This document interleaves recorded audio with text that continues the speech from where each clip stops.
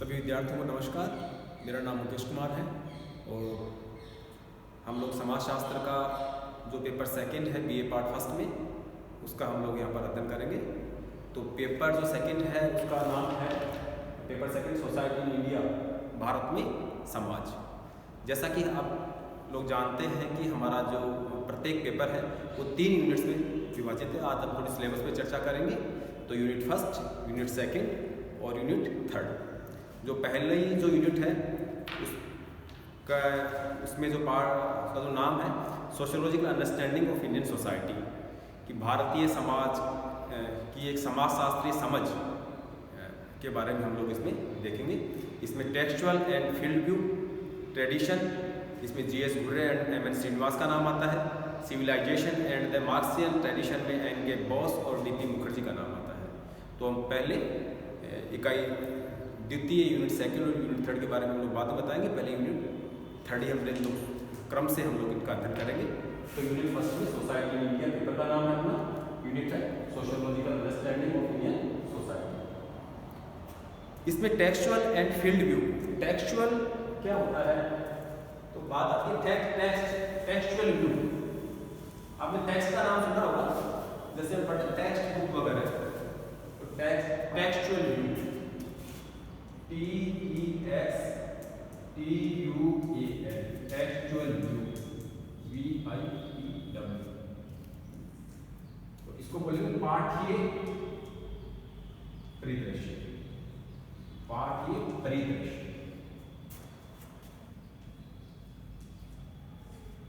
Text view को समझने से पहले हमें इनके इस पे दो शब्दों को ध्यान देना पड़ेगा कि टेक्स्ट और व्यू। कि टेक्स्ट क्या होता है और व्यू क्या होता है। टेक्स्ट का मतलब होता है शब्द, अक्षर या पाठ, और या कोई भी लिखित सामग्री को हम क्या कहते हैं, टेक्स्ट कहते हैं।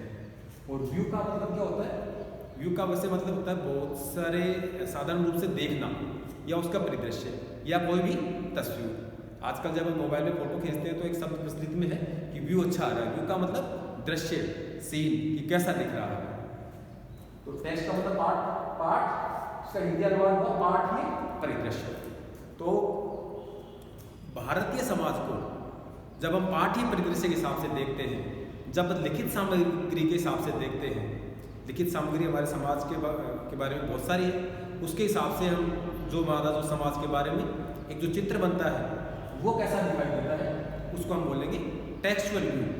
तो एक टेक्सचुअल व्यू क्या है, एक अध्ययन का एक तरीका है जो समाज के बारे में जो कुछ लिखित सामग्री हमारे पास में उपलब्ध है, उस सामग्री के आधार पर उसको पढ़ करके, उसको व्यवस्थित समझ करके जो समाज का हमारे सामने जो चित्र बनता है उसको बोलते हैं टेक्सचुअल व्यू या पाठ्य परिदृश्य।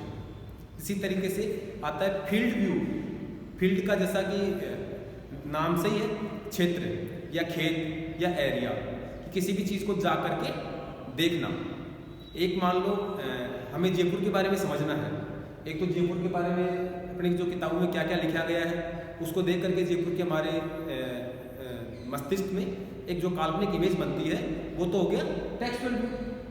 एक हम जयपुर हम खुद जाएं, अपनी आंखों से उस चीज़ को देखें, वो क्या हो गया फील्ड व्यू। तो आज हम चर्चा करेंगे टेक्सचुअल व्यू कि टेक्सचुअल के भारतीय जो समाज का टेक्सचुअल व्यू क्या क्या है। तो सबसे पहले इसको 4 लाइन में इसकी परिभाषा देखेंगे कि समाज से संबंधित लिखित सामग्री का गहन अध्ययन से समाज का सत्य, प्रमाणिक और विश्वसनीय परिदृश्य को प्रस्तुत करना ही क्या हो गया, पाठ्य परिदृश्य है। कि समाज के बारे में जो भी लिखित सामग्री है उसका गहन अध्ययन, विश्लेषण, मनन करके जो उसका एक परिदृश्य चित्र हमारे दिमाग में आता है उसको क्या बोलेंगे, पाठ्य परिदृश्य इसमें आएंगे।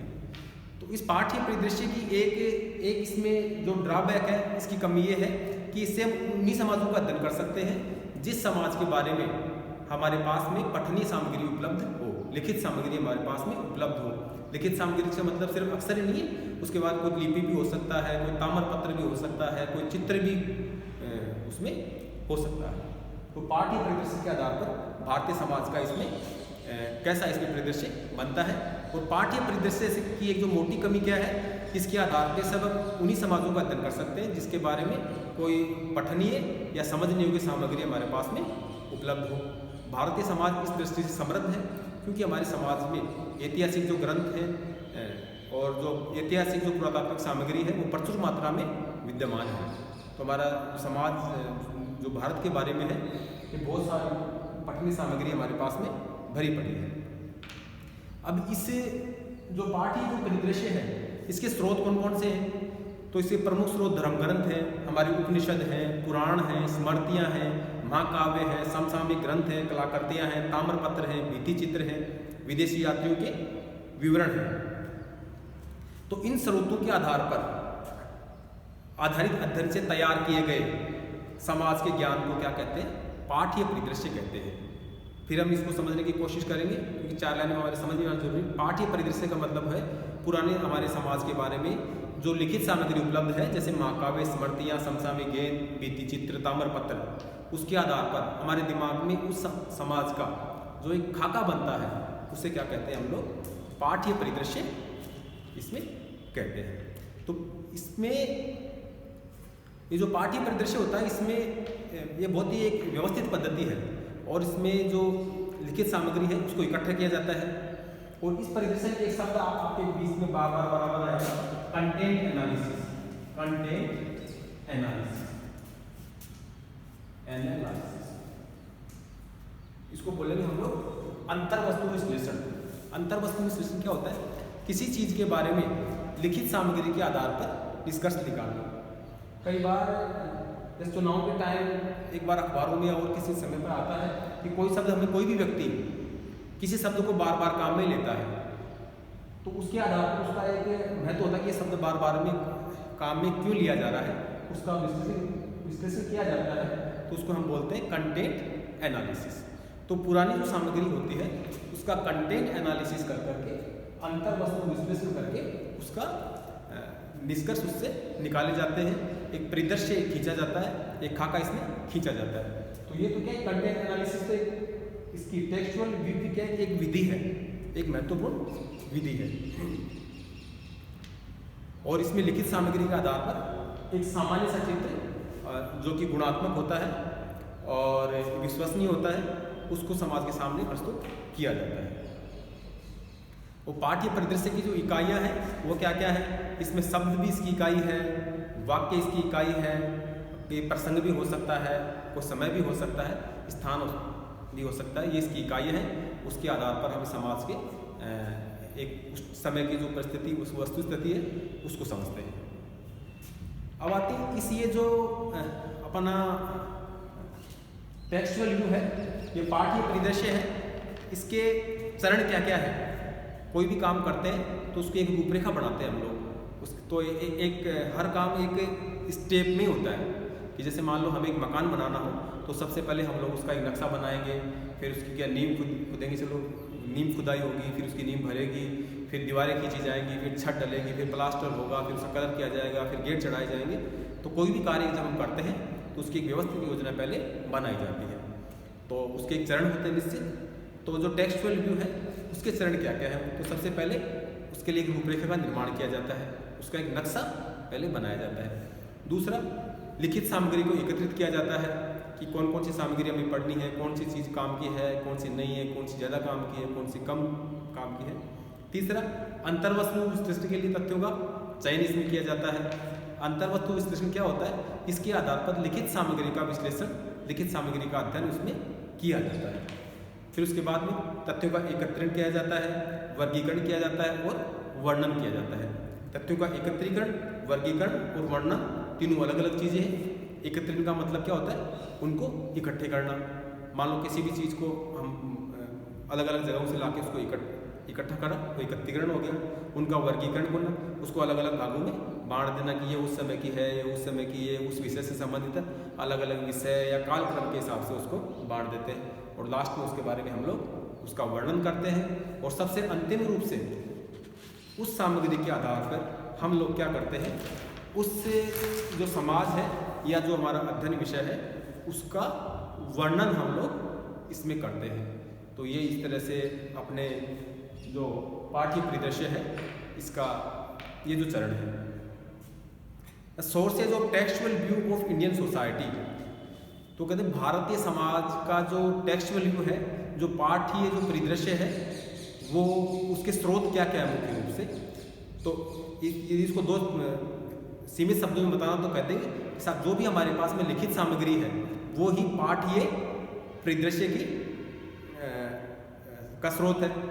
और आगे यदि विस्तृत रूप से पूछा जाए तो उसमें स्रोत क्या क्या है, भारतीय धर्म ग्रंथ, ऐतिहासिक व समसामयिक ग्रंथ, दूसरा पुरातत्व संबंधी साक्ष्य, जैसे अपने यहाँ गणेशपुर में मिले हैं ना, जैसे पुराने बर्तन हो गए या उस टाइम के कोई औजार हो गए या उस समय के मकान हो गए, वो भी एक तरह का लिखने का मतलब सिर्फ ये अक्षर से नहीं है, यहाँ पर जिस चीज़ को देख करके समझा जा सके पुरानी चीज़ों के बारे में।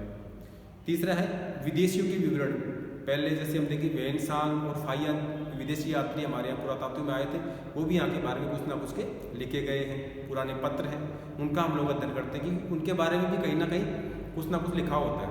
जैसे मान लो पहले कोई पत्र आते थे तो मैं बस के द्वारा वहाँ गया तो उससे क्या प्रतीत होता है कि वहाँ पर बस चल रही है, कि मैं मोटर कार में बैठ के, इसका मतलब मोटरसाइकिल वहाँ पर चलती थी। हवाई जहाज में कोई व्यक्ति वहाँ से वहाँ गया, इसका मतलब वो समाज वैज्ञानिक रूप से बहुत ज़्यादा उन्नत था कि हवाई जहाज भी चल रहे थे। और तीसरा क्या इसमें अंतिम रूप से इसको कहेंगे कि मध्यकालीन अरबी फारसी साहित्य या साहित्य उसके बाद में भी लिखा गया है, तो अरबी फारसी में या हिंदी में या प्राकृत भाषाओं में काफ़ी सारा साहित्य हमारे पास में उपलब्ध है। तो जो उपलब्ध साहित्य है उसके आधार पर भी हम काफ़ी सारा लिखित सामग्री हमारे पास में उपलब्ध है, उसको पढ़ करके समाज के बारे में एक समझ हमारी निर्माण होती है, एक खाका हमारे दिमाग में एक बनता है, उसको हम टेक्सचुअल व्यू वो कहते हैं। एक बार थोड़ा सा हम इसको रिपीट करेंगे कि टेक्सचुअल व्यू होता क्या है। हमारे जो पेपर है उसका पूरा लेसन हम लोग रिवाइज करते हैं। पेपर का नाम है इसमें society in India, Bharatiya Samaj. प्रत्येक पेपर में 3 यूनिट होती है, यूनिट फर्स्ट, सेकंड और थर्ड। फर्स्ट जो यूनिट है sociological understanding of Indian society, Bharatiya Samaj की समाजशास्त्रीय समझ। तो इसमें पहला जो लाइन है textual and field view. Textual का मतलब कि भारतीय समाज के बारे में जो लिखित सामग्री है उसको पढ़ करके उसका जो परिदृश्य बनता है वो टेक्सचुअल व्यू हो गया, टेक्सचुअल व्यू को। और फील्ड व्यू क्या हुआ कि भारतीय समाज में जा करके लोगों के बीच में देख करके उसका अध्ययन करना, उसका अवलोकन करना, वो क्या हो गया, उसका फील्ड व्यू हो गया। तो आज हमने देखा कि टेक्सचुअल व्यू हो क्या है। अगली क्लास में हम टेक्सचुअल व्यू के बारे में और इसमें आगे कौन कौन से जो स्रोत हैं, किनका कितना महत्व है, किसने क्या लिखा है, इसके बारे में हम लोग देखेंगे। तब तक के लिए नमस्कार।